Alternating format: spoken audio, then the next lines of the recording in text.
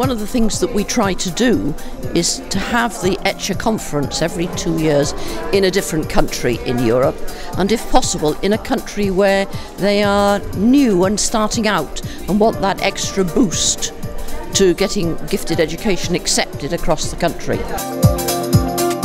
We want to get researchers in gifted education together and teachers together and share our interest and try to promote, the life of high ability students in Europe and all over the world.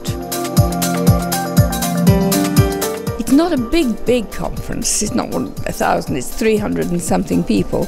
But those 300 are important people, and they're of a very high level. And people who come are offering really good quality stuff.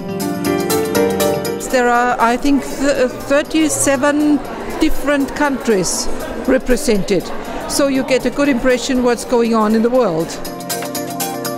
It's very interesting to meet the people from all over the world, from the different European countries, but also from overseas.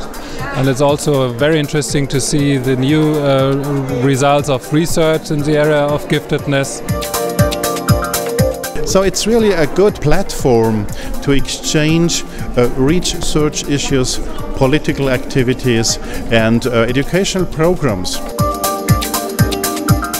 Good afternoon, dear colleagues. My name is Elisabeth Hotze. I'm working as coordinator in a German high school, that is the Luisenschule in Mülheim an der Ruhr. What I would like to do this afternoon are two speeches. One I did with a group and one is on my own. What I would like to go through with you, these are 3 points. At first, the fundamental decisions we have to make and we have to realize. It's a conference that is a mixture of classroom practitioners, researchers, psychologists, and you don't often get that in conferences on giftedness. You often get conferences that are for teachers or for principals or for psychologists. The rare thing about ECHA is that it's the whole range of people in education. To offer the children the chance to slip as a very small pupil into the role of an engineer and to work with real industrial components. It's all about the subject of technology. I suppose if you ask the man in the street about it, he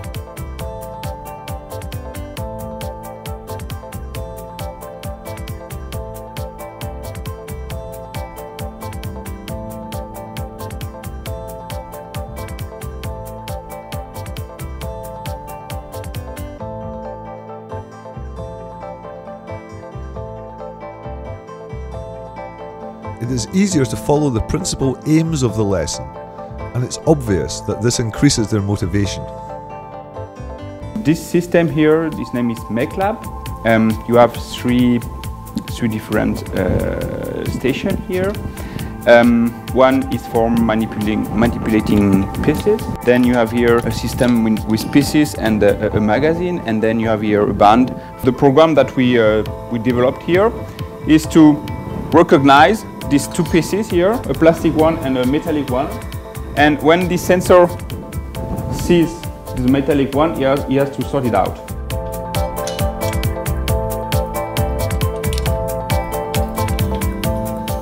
It is necessary. We teachers, we are the practitioners, but we need the basis of the sciences. So only if there is research done in an appropriate way, we can make our way and develop different methods. I was very interested to see Carol Dweck because I read her book and I think she has a very good theory, and so I like to see her.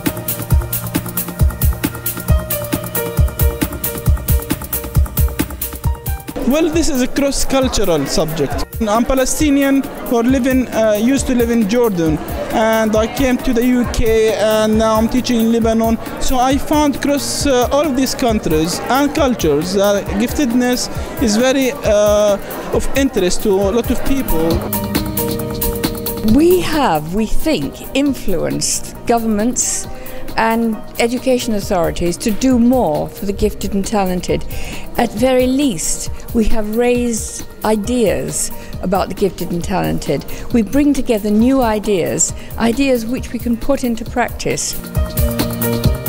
The goal is great, to serve gifted, high ability learners all over the world. I don't want to change that goal.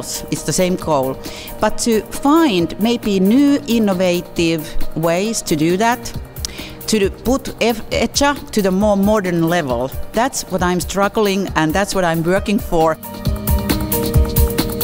If I had my aim or my vision for gifted education, it would be that by our 30th birthday, we would actually have worked ourselves out of existence.